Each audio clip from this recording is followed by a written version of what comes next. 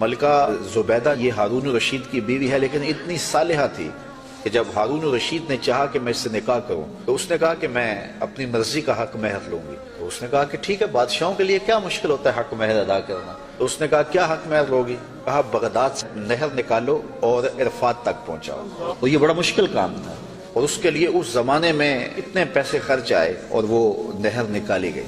اور جب وہ نہر جاری ہو گئی تو جو خادم تھے انہوں نے آ کے حساب پیش کیا، تو اس نے کاغذ پھاڑ کر کے نہر کے اندر پھینک کر کے کہا ہم اس کا حساب یوم حساب پہ چھوڑتے ہیں۔ تو وہ نہر پھر جب تک یہ جدید ذرائع نہیں آئے تھے تو حاجیوں کے لیے سیرابی کا باعث بنتی رہی، اور نہر زبیدہ کے آج بھی اثرات وہ میدان عرفات کے اندر دیکھے جا سکتے ہیں۔ تو یہ بغداد سے چلتی تھی نہر اور مکہ المکرمہ تک پہنچتی تھی، اور یہ حق مہر تھا زبیدہ خاتون کا۔ اور یہ زبیدہ خاتون جو انتہائی نیک اور صالحہ خاتون تھی، یہ حضرت بہلول دانا کو ڈھونڈتی رہتی کہ ان سے کوئی دعا مل جائے۔ ایک دن زبیدہ گزر رہی ہے دجلہ کے کنارے پہ، تو بہلول مٹی کے گھروندے اپنے پاؤں پہ بناتا اور گرا دیتا ہے۔ ملکہ زبیدہ گزری، پوچھا بہلول کیا کر رہے ہو؟ کہا جنت کے مکان بنا رہا ہوں۔ کہا بیچتے ہو؟ ہاں بیچنے کے لیے بنا رہا ہوں۔ کتنے کا؟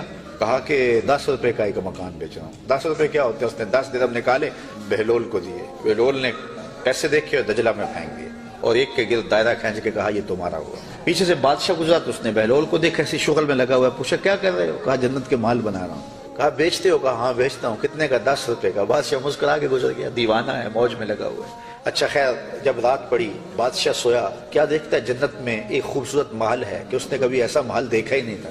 شوق ہوا کہ اس کو اندر دیکھو، وہ بادشاہوں کی خواہش ہوتی ہے۔ تو جب آگے بڑھا تو لکھا تھا ملکہ زبیدہ، اشتیاق اور بڑھا، تو پھر آگے بڑھنے لگا، دربان نے روک دیا، کہا یہ میری بیوی کا ہے۔ کہا دنیا کے ضابطے اور ہیں، آخرت کے ضابطے اور ہیں، اجازت کے بغیر نہیں جا سکتے۔ اتنے میں آنکھ کھل گئی، بادشاہ بے چین ہو گیا کہ کون سا اس نے نیک عمل کیا ہے کہ جنت میں اس کے نام کا محل دیکھا ہے۔ تو اس نے ملکہ کو بیدار کیا اور کہا کہ کیا ماجرا ہے کہ میں نے یہ خواب دیکھا؟ اس نے کہا میں نے تو کوئی خاص عمل نہیں کیا، وہی معمول کی عبادتیں ہیں، وہی نیکیاں ہیں۔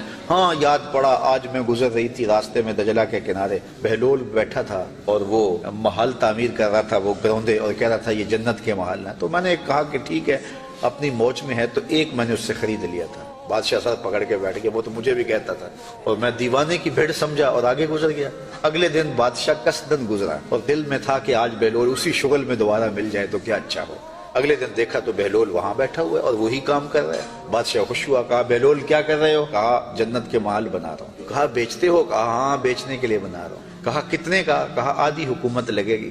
کہا کل تو 10 روپے کا کہتے ہو؟ کہا ہاں کوئی اور آئے تو اس کے لیے 10 روپے کا۔ کہا تو میرے لیے اتنا مہنگا کیوں؟ کہا تم دیکھ کے جو آئے۔